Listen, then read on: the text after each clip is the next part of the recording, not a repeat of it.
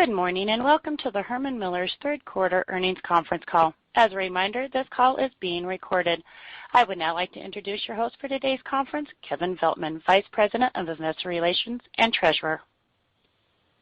Good morning. Joining me today on our third quarter earnings call are Andy Owen, our President and Chief Executive Officer, Jeff Stutz, our Chief Financial Officer, John Michael, President of North America Contract, Debbie Probst, President of Herman Miller Retail, and Ben Groom, our Chief Digital Officer.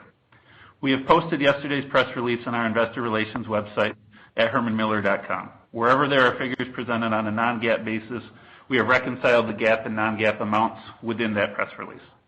Before I turn it over to Andy for a brief overview of the quarter, I would like to remind everyone that this call will include forward-looking statements. For information on factors that could cause actual results to differ materially from these forward-looking statements, please refer to the earnings press release as well as our annual and quarterly SEC filings. Any forward-looking statements that we make today are based on assumptions as of this date, and we undertake no obligation to update these statements as a result of new information or future events.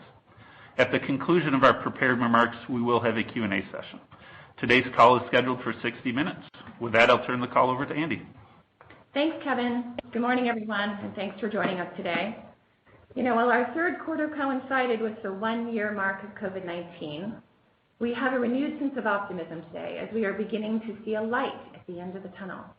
We believe the changes brought about by the pandemic will lead to significant opportunities for us, and we're confident in our ability to grow our business and continue to create value for all of our shareholders. We believe that our differentiated set of capabilities are a significant advantage that will allow us to serve both our contract and retail audiences in every way and everywhere they want to do business with us. For the quarter, we continue to see the benefit of our diversified business model.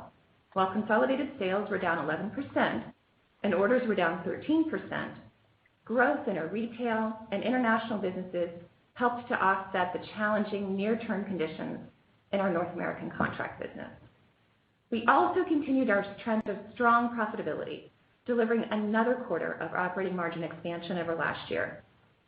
Throughout the pandemic, we've benefited from the strength of our retail business. While the rapid rise in demand for home offices certainly drove part of our retail growth this year, it's not the whole story.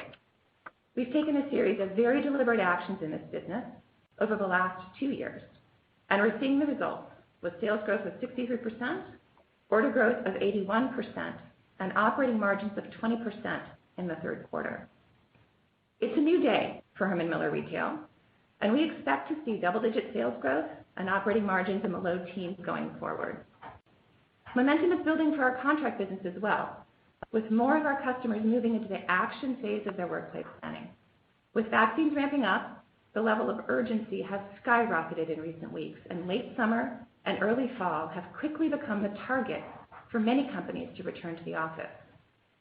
With an industry-leading group of brands and a series of growth investments that we've made in our contract business over the last year, we believe that we're well positioned to fully capitalize on the opportunity in front of us. It was almost 2 years ago that we shared our strategy to accelerate profitable growth through our unified family of brands, a customer-centric and digital-first approach to everything we do, and a renewed focus on our people, our planet, and our communities. And while COVID has certainly thrown us all a curveball, we haven't lost our way. In fact, the pandemic has validated what we'd already been working towards, and we've intentionally shifted resources throughout this crisis to move initiatives through the pipeline faster. Today, we're a more agile organization, and we're poised to emerge from COVID in a position of strength. I'm so proud of the way all of our people have responded to everything we've been through this year. It hasn't been easy, but we have come so far. We wouldn't be where we are today if it wasn't for their amazing efforts. So I'll close with a huge thank you to the Herman Miller team around the world, and I'll turn it over to the operator for your questions. Thank you. Ladies and gentlemen, if you have a question at this time, please press star then one on your touch-tone telephone. If your question has been answered or you wish to remove yourself from the queue, please press the pound key. To prevent any background noise, we ask that you please place your line on mute when your question has been stated. Our first question comes from the line of Reuben Garner with Benchmark. Your line is open. Please go ahead. Thank you. Good morning, everybody. Hey, Reuben. Hey, Reuben. Morning. Maybe we could start with the stock opened up off a little bit. It's recovered some, but the two pieces of pushback that I've gotten are, I think, things that you guys could help clarify here. The North American order trends down 38%. I think you guys report the home office a little bit differently than some of your peers, and so your numbers are behind what the BIFMA data, I think, has been during that period. Jeff, is there any way to kind of quantify what that impact is and what your maybe, more apples to apples numbers look like? And then secondly, same kind of clarification, you mentioned some things like cost coming back on and commodity inflation in the release. I think earnings estimates already have you guys declining next year. Can you just talk about what that all means from a contribution margin standpoint as we move into your fiscal 22? Sure, Ruben. Good morning. Let me try to take these in order. So I'm glad you asked the question on the North American contract order patterns, because I do believe, particularly through the COVID period, that the BIFMA data, it's good data, don't hear this the wrong way, but certainly there are differences across the public company group in our space for how companies capture and report the work from home component of the industry. And for us, because we have a separate retail segment, that volume runs through the retail segment. It does not run through the orders that we report for North America. So to your point, North American orders were down 38% for the full quarter in Q3. If you adjust for the component of kind of the work from home volume that runs through the retail piece, that accounts for about 6 points of the decline in North American contracts. So said differently, if you adjust for that, it's down closer on a pro forma basis to 32%. So let me pause there. Is that helpful? Perfect. Thank you. To your second question, and Kevin, I might ask you to lean in with a contribution margin comment here. Part of this gets difficult because order patterns are off so much, and we've had such a kind of so many moving parts in the P&L with cost savings and so forth, and costs coming back in, which is the nature of your question. But let me just start with some clarification for what we expect near-term cost impact to be. Now, I'm talking at Q4, not fully FY22 in this comment, just to be clear. But certainly with the rise in steel prices, our expectation is that our fourth quarter is going to feel pressure from higher costs to the tune of between $3 and $4 million. So that'll be pressure at the gross margin level. In addition to that, we have made the decision to begin bringing back some of those temporary cost pullbacks or those temporary cost reductions that we implemented earlier during the pandemic. I should point out that we're doing that because we have a growing sense of confidence that conditions in North America are going to improve, and we're seeing it. We're not seeing it in the order rates yet, and John can speak to this, I'm sure, at some point about some of the green shoots that we are seeing. But all that being said, we are bringing back some of the employee benefit costs that we had temporarily turned off.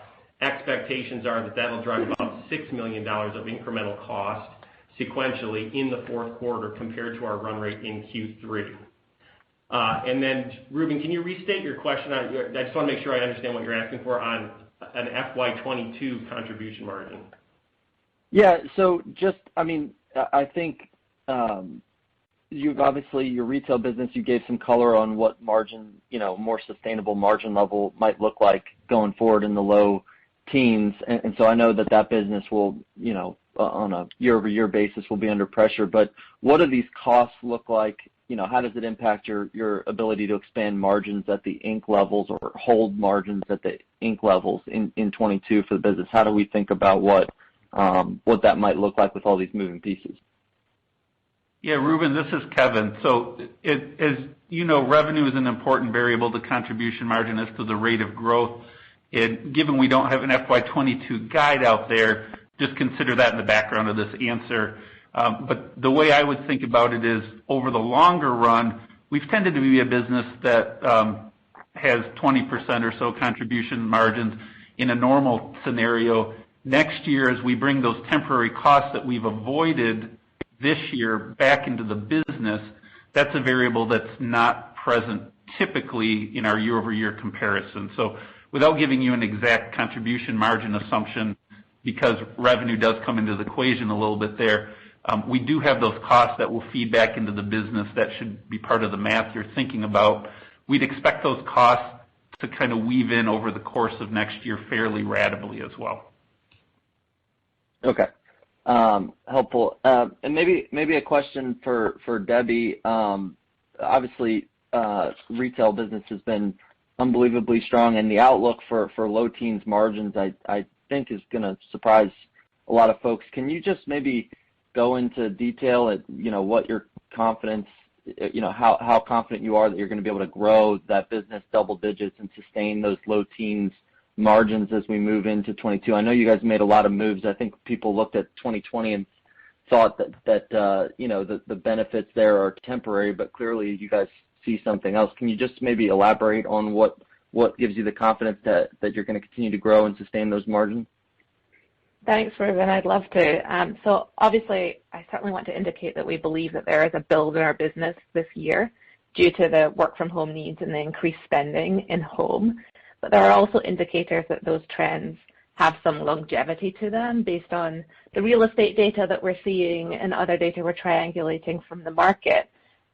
Additionally, we have, as you know, been strategically changing the way that we run this business over the course of the last year, and we're really seeing some of those changes come to fruition.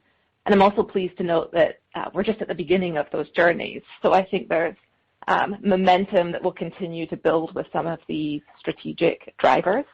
The predominant drivers are marketing, assortment, and web enhancements, and then you'll see us layer in some of the physical retail strategies as well, which we kicked off at the end of Q2 and throughout Q3. So from a marketing perspective, we've been moving to seasonal campaign management of our marketing and our consumer engagements. We've brought in new talent into the organization and are running our marketing mix in a much different way. So just as a point of reference, marketing as a percent of sales in Q3 was 4.8%. That's down from 5.3% in Q2 and down from 6.4% last year. Meanwhile, we obviously drove $80 million in increased orders in the quarter. And of that $80 million in increased orders, only 10.6 million came from organic traffic. So that really speaks to the effectiveness of our marketing demand tactics. And specifically within Q3, we had a benefit from our holiday campaign. This is a season that the Design Within Reach brand in particular, but all three of the brands have never really leaned into aggressively. So you really see the benefits of the campaign tactics coming to fruition in a big way in Q3. But we will continue to execute our marketing tactics in a much more effective and efficient way. And what we've seen is our acquisition cost really drive down. Our acquisition cost is now down under $50. It's less than half of what it was this time last year. I think any retail brand would be proud of those acquisition costs. From an assortment perspective, $47 million of sales in Q3 were driven by non-comp SKUs. So you're seeing our newness, our assortment units really start to build. And our assortment expansion is driving growth, and we're only just at the beginning of that journey. In Q4, you'll really see us begin to dive into the art category. Q1, you'll see us start to layer on a bigger effort in rugs, and then we're continuing to build out our furnishings assortment across a broader range of modern style. And also testing a layering in of cash and carry in some stores as we grow our accessories offering as well, with the goal from an assortment perspective of being a destination for decorating the whole room, not just a source for the furniture pieces. From a physical retail perspective, as you probably know, we've been testing some new concepts in physical retail.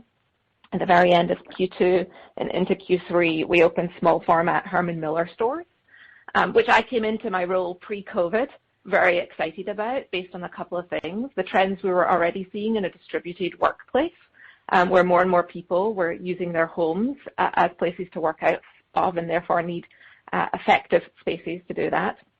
And also the trends that have been emerging over the last 5 or so years in particular around an increased desire for products that help improve your health, wellness, and cognitive and physical performance. And our products do all of those things. We've opened several small format Herman Miller stores really focused on showcasing that value proposition of our ergonomic seating, and they are more than exceeding our expectations, and we're going to continue to ramp additional stores like that. And additionally, we just launched a small format Design Within Reach, both in Southampton, out in the Hamptons in New York, and also a similar version of that in our new Fulton Market location. That Design Within Reach model is a model that showcases a localized assortment offering versus a generic offering, which we've typically done in the past, offered one offering across our entire fleet. So this is a curated and localized offering that also includes cash and carry accessories I referenced.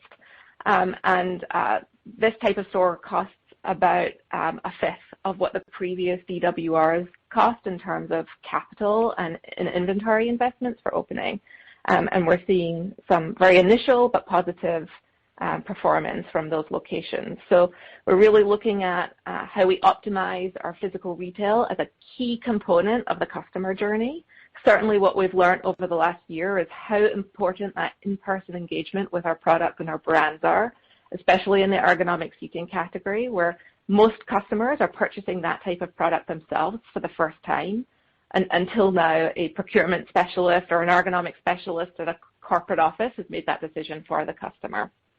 And now I'm going to pass it over to Ben to talk about the web enhancements that we've seen prove very successful thus far, with huge growth of over 313% in the quarter in our e-com channels. And we're just at the beginning of that journey with more of those enhancements coming across our portfolio of retail brands and continued enhancements within DWR, where we've already launched Kazam. So Ben, do you want to just add some color there? Yeah, I will. Thanks, Debbie, and thanks for the question, Ruben. I want to start by just reminding everyone that we commenced an end-to-end e-commerce transformation for our entire group in September 2019, which is obviously very timely heading into the COVID period. Now, as we mentioned on the last call, the first site that we relaunched as part of that transformation was DWR.com. It is performing extremely well, ahead of our expectations. We're really seeing a step change performance improvement relative to pre-launch, and even when you look at the COVID period relative to pre-launch, which really gives us a lot of confidence in this strategy and our ability to continue to see step change improvement as we roll out additional sites onto this platform. I mentioned last quarter that we're seeing a significant increase in our conversion on the site, but we're also seeing significant increases across really all of our key metrics on DWR.com, including add to cart rates, sessions with product views, site speed, which we believe is really important for our customer, and we're seeing a significant decrease in our bounce rate. So, just to kind of reiterate Debbie's comment, we're really at the beginning of this journey. And certainly site launches and relaunches are a critical part of this strategy going forward. I'm excited to let you know that we are well underway in getting the new Herman Miller store ready for relaunch, and that is on track currently for Q4. And we are continually evolving our platforms and ecosystem, and particularly the technology providers that we work with, to really create a richer and more frictionless experience for our customers. So we're very excited about that. Personalization is another key component that we relaunched during this quarter, and we're seeing great early success on that. And then just finally, Debbie touched on assortment growth and the newness metrics, and I just really want to highlight that is so important for our e-commerce business because it's really creating a flywheel where people are finding a reason to come back and check the site more often. So all of these things are contributing, and we have a lot of confidence in the quarters ahead. Hey, thanks, Ben and Debbie. I just want to add one thing. What I hope you guys are hearing from this is that we have made some pretty dramatic changes in this business. And, we've taken our lumps in the last 2.5 years for this business to begin with, and we had a significant amount of things we had to get better and change. But these are not things that were in response to COVID. These are long-term investments. This is the fact that we saw distributed work coming for a while. We have been working for this, and these are things that will pay off in the long run as well. So I hope you're hearing a little bit about this, but understand this is not just a flash in the pan. This is a long-term change in the trajectory of this business. Great. Thank you guys for all that. I'm going to sneak one more in if that's all right. The North American contract, you mentioned, or alluded to, I think, kind of green shoots or some optimism that things are inflecting here. You mentioned, I think, in new orders up or the pipeline for orders up substantially sequentially. Can you just maybe give us a little more color on what you're seeing and when this actually might inflect and turn into business for you guys? I think that this is probably the most concrete sign we've seen that things are turning, but any more color you could give would be great. Sure, Ruben. This is John Michael. Thanks for the question. Yeah, there are a number of green shoots that we've seen emerge over the last 60 or so days. Just to give you a few data points, our sales pipeline in terms of new opportunities Q2 to Q3 of this fiscal year is up over 28% in both number of opportunities and in volume. Mock-up activity, which is where clients want to see product before they buy it in sort of a sample or demonstration, usually as part of the competitive evaluation process. We're up significantly January year over year and doubled in February in terms of year-over-year improvement, and those are obviously against pre-COVID comps. Contract activations, which is when we let pricing for a project, and then when orders start to come in against those contracts, change direction significantly over the course of Q3 and are headed in a positive direction. I think anecdotally, the conversations with clients, as Andy mentioned in her opening comments, they're concrete, they're here and now, and clients understand that they've been waiting, they've been kicking the can down the road a little bit to see what emerges, but now they know that they need to take action. And I think we'll see from the last part of your question from an order perspective, I think we'll see that begin to build through Q4, but really feel the impact in the first half of our fiscal 22. Does that answer your question? It does. Thank you very much. Appreciate it, guys, and congrats on the quarter. Thanks, Ruben. Thank you. Thank you. And our next question comes from the line of Greg Burns with Sidoti. Your line is open. Please go ahead. Good morning.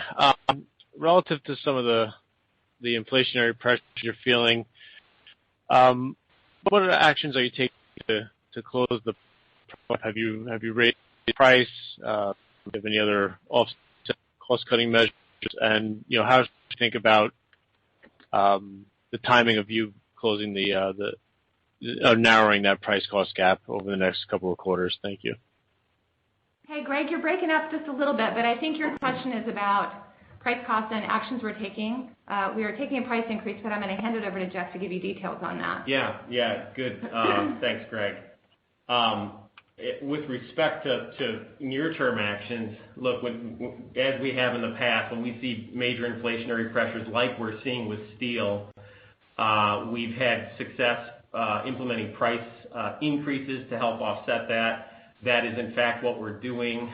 We've announced a price increase. Now, it's not effective until the beginning of the fiscal year, or the upcoming fiscal year, but nonetheless, we've tried to size it accordingly to the kind of pressure we're seeing.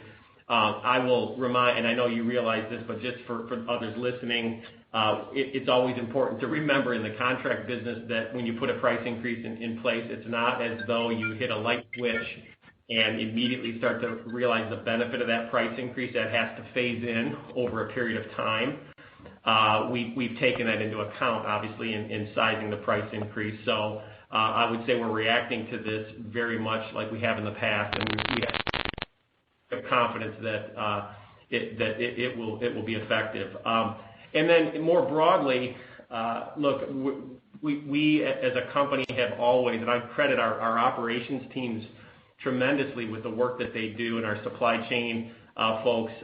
They're always working toward a goal of cost reductions.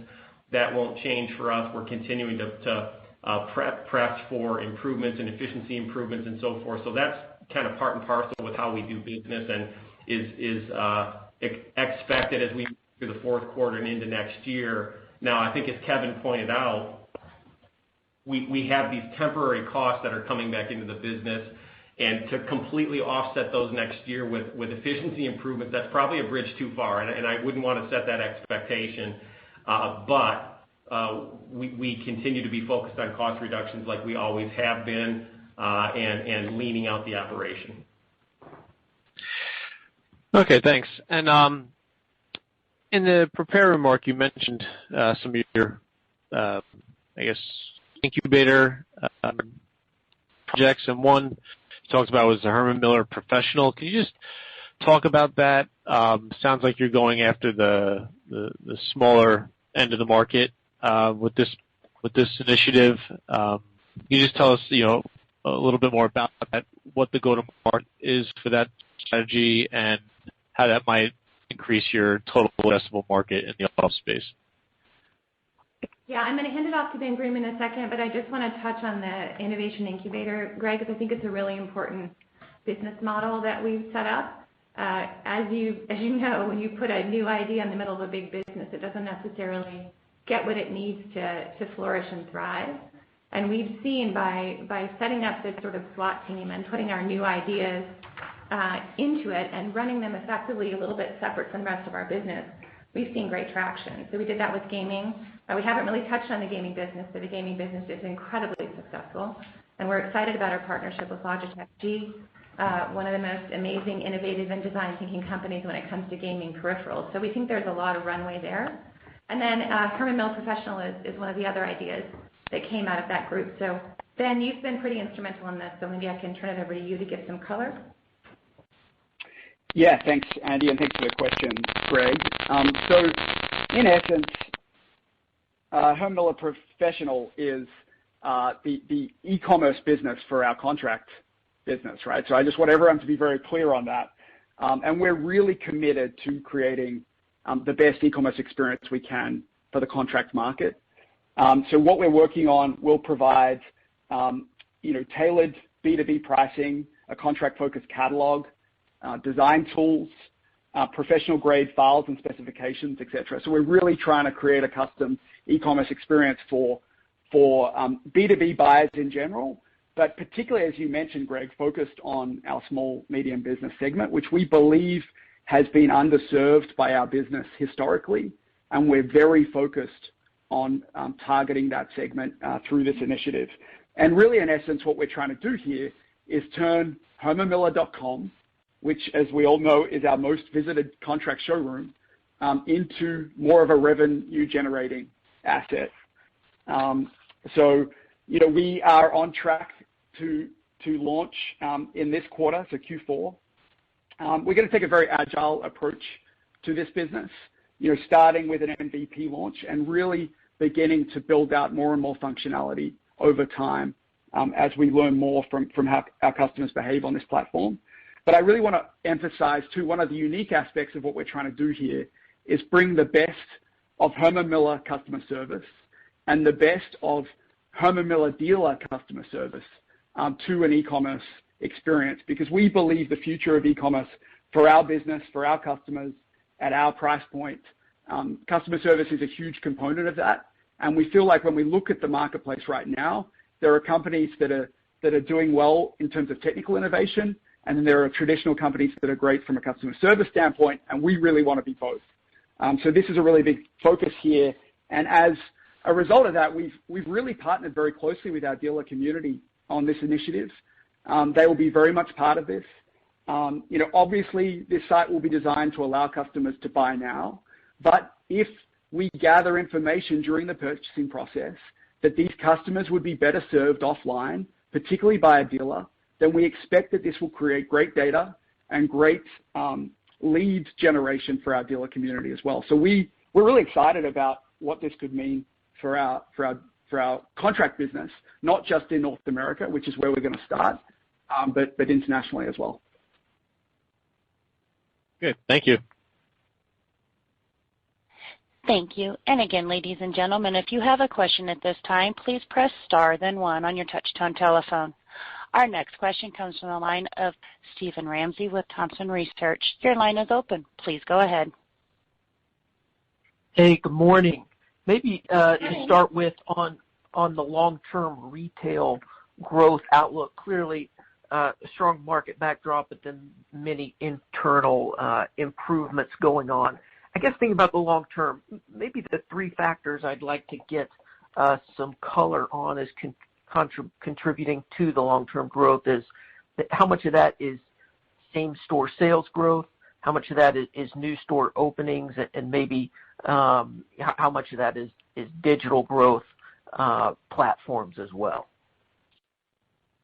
Hi, Stephen. This is Debbie. Good morning. So maybe just start with a reference around our same-store physical retail performance in the quarter. Our comp stores grew 18% in sales and 37% in orders, despite traffic in stores being down 35%. So first of all, we're really pleased with the performance of our current comp fleet of stores. And we've certainly driven a lot of changes in the way that we're managing those stores, compensating our sales associates, how we're thinking about selling the broader ecosystem of our digital expanded assortment offering through those stores. And we're starting to see traction in those tactics drive improved comps in our current fleet. From a long-term growth perspective, as Ben indicated, across our portfolio of retail brands, we've done a relaunch of the DWR site, but Herman Miller and Hare to come, and that certainly drives a good element of the growth that we're projecting over the course of the next year. And then from a new store perspective, we're, like I said, very happy with the initial results we've seen of the smaller format testing we've been doing in Herman Miller, as well as the new results we have from our recent DWR openings. We are planning additional openings in the upcoming year, but we're obviously being strategic.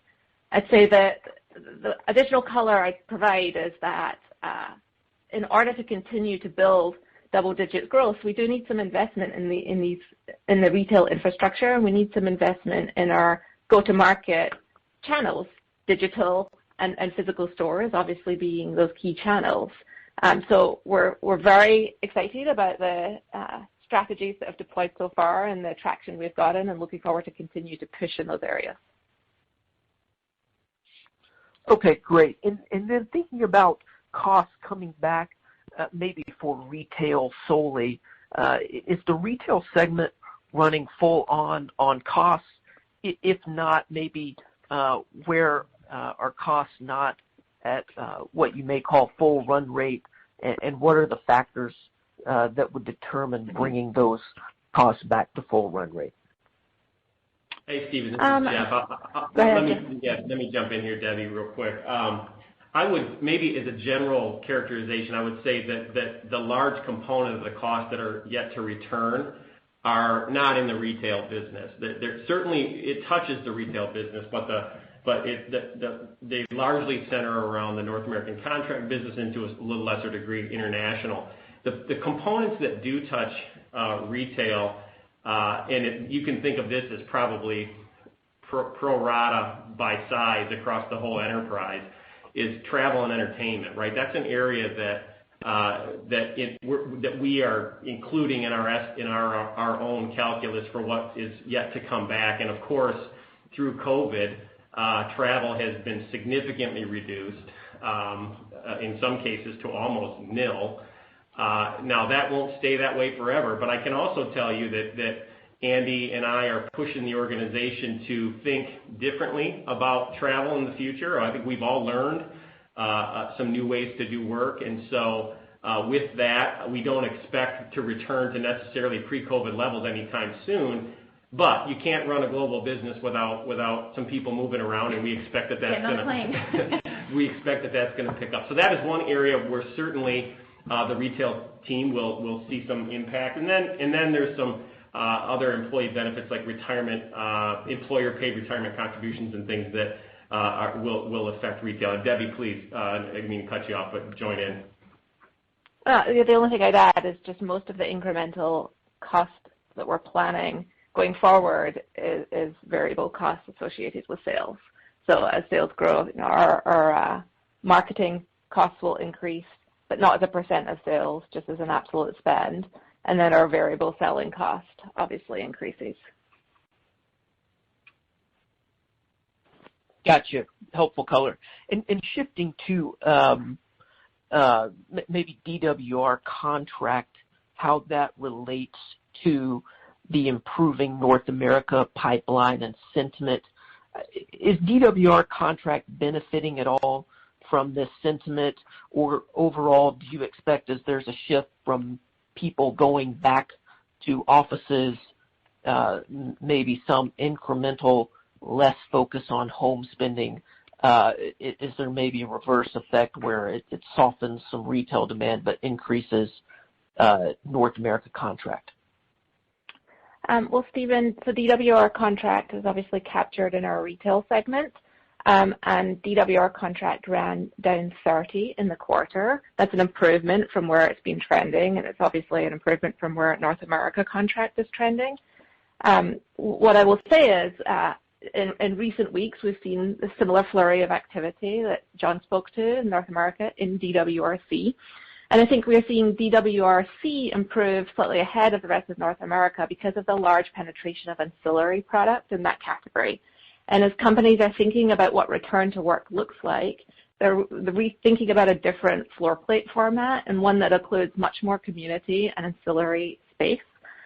So I think we're seeing a leading indicator in the DWRC business around what we might continue to see longer term. Just to touch on the other audience segments of the retail business, we have what we call our residential consumer, so that's us selling at a DTC version to the end user, and that actually grew 142% in the quarter. And then our trade consumer also really rebounded this past quarter, growing 30% over last year. So I think between what we're seeing in DWRC and trade, we're really seeing momentum and build in the way that people are engaging with the lifestyle ancillary category. Yeah, and I think, Debbie's touching on a really important point that I'm sure you all are hearing from some of our competitors as well, which is the need to get back to the office and the reality of getting back to the office is dawning on every CEO and every facilities planner, and everyone is engaging in this conversation with urgency now, but also taking a look at their environments and realizing how they need to be different with how we'll all be working in the future. And there's certainly a spectrum of that, but there's a huge opportunity for us in that, especially with some of our ancillary businesses and our brands that we own, like DWR and Not One and all of those. So we're excited about that opportunity going forward for the contract business. Excellent. And maybe to something to add on there, which I was planning to ask, it's what you were just talking about, Andy, is the North America discussions right now, how much of that is looking at large office changes and bigger projects? How much of that would you characterize as more ancillary products and smaller floor plan changes? And any leading thoughts there on the product mix being better, which may kind of help cushion pressured contribution margins with expenses coming in? John, you want to take that one? Sure. Okay. I think certainly as companies are figuring out what their workspace needs to look like going forward, the focus is around connection and collaboration, opportunities or spaces for deep concentration, as well as connection and community. And so when you think about those key areas, ancillary product plays a big part in outfitting those types of spaces. So we're certainly seeing momentum in the ancillary product lines.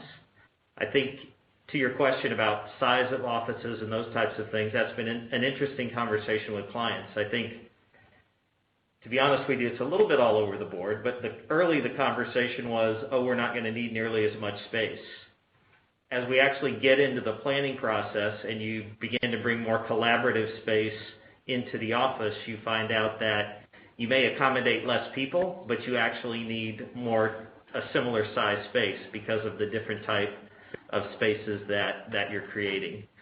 So I think it's very fluid and it's evolving, but definitely ancillary will play a significant part in the conversation. And if I could just tag on to Andy's comment about CEOs, I think one of the things we're seeing is a real sense of urgency or knowing that it's important to get this right, as right as they possibly can the first time. And I think it's a real plus for the contract industry in general, as well as our company, that this is an issue that's top of mind in the C-suite.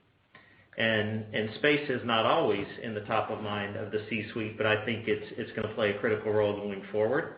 And I think companies' leadership understands that. Yeah, and Stephen, I would say we're seeing, projects coming from large companies, small companies. It's really across the board. Everyone is thinking about it. So it's not just segmented in one area or another. It really is across the board. And I just add, as companies are starting to consider a more community-driven floor plate, they're also really starting to look at and communicate what their long-term policies are around where their employees work from. And we believe that's also an indicator that there's longer-term momentum in this work-from-home trend that we've been seeing. So we actually expect to see a second wave of purchasing around the category as policies start to get defined. Very helpful. Thank you. Thank you. And our next question comes from the line of Bud Bugach with Water Tower Research. Your line is open. Please go ahead. Good morning. I hope you can hear me.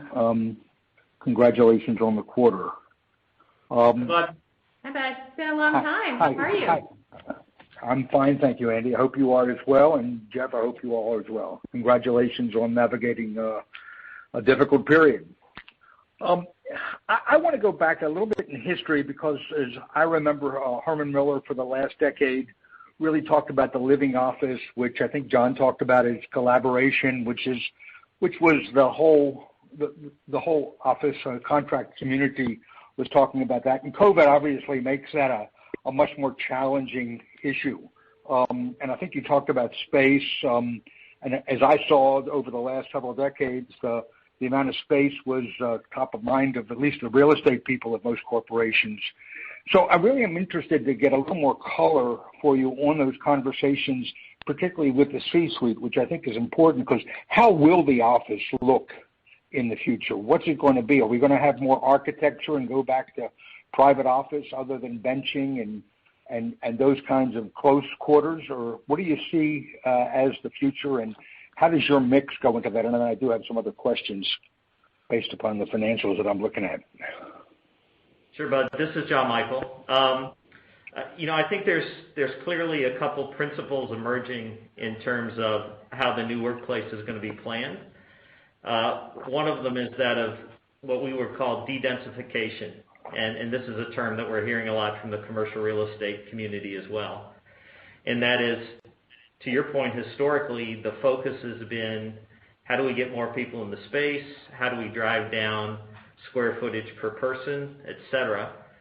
I think it's become clear to everyone that for both health and safety reasons, as well as for the purpose of the space, that we've got to reverse that trend to some degree.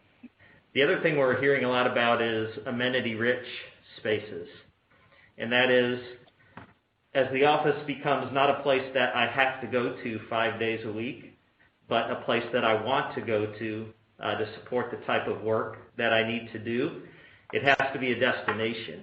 It has to be an attractive place for employees to want to go. So I think those are two key themes that we hear, and that obviously translates into what the new workplace will look like. I think every company's got a slightly different interpretation of what that might be, but I think those two themes are prevalent in all the things that we're hearing. So, John Michael, how does that translate into product? What kind of products do you have to accommodate those? Actually, I think they're very new principles, as I think you had identified. Yes. So the good news is many of the investments we've made over the last several years in terms of rounding out the brands in the Herman Miller Group fit very nicely into the types of spaces that we are designing and seeing designed by independent designers. Obviously, collaborative space is more prevalent, so brands like Not One, and hay and Geiger ancillary products fit perfectly into those types of applications. Certainly amenity type spaces, be that coffee bars, lounge areas, that types of things. The brands we have in the Herman Miller Group, as well as part of the DWR contract offering, are significantly helpful there. And the other thing we're seeing is companies really trying to figure out how to leverage and take advantage of outdoor space. Mm-hmm. And the products we have added in the portfolio there are significant as that space becomes not just a place where people want to go and get a breath of fresh air, but actually where they may want to go and work when the weather is just right. Yeah, and Bud, it's interesting. We've been through, one of the most tragic and difficult social experiments probably of our time.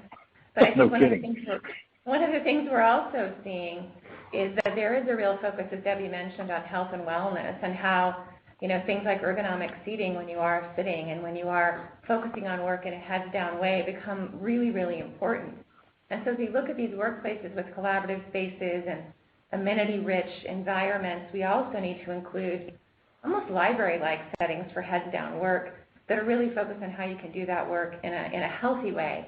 Because many, many folks that have been working from home, for some people it's been easy, and for some people it's been really hard. And what suffered for many people is the heads-down work, especially millennials, people with young kids, things like that. So I think it's really a spectrum of product ranges, and I think, as John said, we're happy with what we've done to innovate around all of these categories over the last several years. This is all potentially very exciting but I'm curious, you have always evidenced the ability to think forward, and I think it changes the nature of the Herman Miller organization. I mean, you separated retail from contract when you made the bold decision to go heavily into DWR, but now with all of this, it seems to me that there has to be a merging. Am I correct? Is there a change in the structure of the organization? Can you talk a little bit about that? Not that I anticipate, Bud. Okay. Not that you won't talk about it, or there isn't a change? I don't anticipate changes. Okay. If you could give us a little bit of a color on the international flavor of where the results were better and not so good. Sure. Yeah. Hey, Bud, this is Jeff. I'll take this one. Well, maybe I want to start with just a shout out to the team in international. They continue to perform quite well, and certainly in relation to what we've seen in North America, I think in a lot of ways they've made some of their own luck through much of their focus and investment in the past, 18 months or so, particularly in places like continental Europe, Western Europe, where not only do we tend to sell a strong mix of seating products, which is a good thing from a margin perspective, but also the team there has done a really nice job trying to find new dealer touch points and really I would say maybe just focusing on deeper penetration in that particular market. So this may come to some surprise to folks, but Western Europe has actually been an area of strength for us for the past several quarters. The other thing I would say, Bud, parts of Asia Pacific, not the whole of Asia Pacific, obviously that's a big geography, but Greater China, Japan, Australia, those have been strong markets for us. We certainly have seen some laggards as well. Maybe I should kind of flip the script and talk about where we haven't seen as much growth and strength. That would be places like Latin America, Mexico, other parts of Latin America, India, the last quarter or so. That tends to be a very project-driven part of the world, and certainly this past quarter it was down. But that gives you a flavor kind of as you walk around the globe as to where we're seeing strength and where we're seeing some weakness. Okay, and just a couple of specific questions. You typically spend somewhere in the $70 to $75 million a year in R&D, if I remember right. Is that about where you're spending this year, or is it going to come in lower than that? Yeah, I think a little lower than that, but I don't have a number to give you here, but it feels like that's a little high. I thought you were going with CapEx with the question, by the way. Well, that's next, Jeff. That's exactly where I'm going. The investing cash flow differential was eye-popping. So what's happened to CapEx? Because I don't think we have a detailed cash flow right now. Yeah, Kevin, I don't know if you want to add any comments here. Certainly from just a pure CapEx standpoint, 55 to 65 million would be the kind of full year expectation. But go ahead, Kevin. Yep, and we've had a little back half activity, but related to particularly an exciting opening. We opened up a new space in Fulton Market that's both commercial showroom as well as all three of our retail brands in the Chicago area. And so the investments related to that were part of the numbers that you saw this quarter as well. I got you. And Jeff, I think you owed, or at least you got short-term debt of about $50 million. You paid down a lot of debt this year, but the $50 million was kind of on the balance sheet at the end of the year. I take it the 200 or some million that you might have already paid off was voluntary or was not necessarily due. Is that $50 million going to be paid in the fourth quarter? Or yeah, we had some notes that were due beginning of March or sometime in the month of March that those were paid, Bud. And then as you said, the big pay down that we saw was earlier in the fiscal year, and that came as a result of us drawing heavy on our line at the early part of COVID, like so many companies did, as we were concerned about liquidity. And once we got a degree of comfort, we paid that down. So that's what you're seeing. And you still have cash. You have a repurchase authorization, but I don't think you've bought any. At least as of the second quarter, you hadn't bought any stock.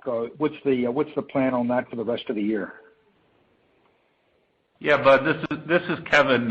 So definitely the goal is to not build a trove of cash, but as we navigate towards the end of the pandemic and look to gaining confidence in North America, we'll continue to look for opportunities to deploy that cash. Whether it be M&A opportunities, we have a team that continues to screen for those types of things, or cash returns to investors either through dividend or share repurchases. Okay. Thank you very much. Good luck and congratulations on navigating a pretty challenging environment. I think that's an understatement.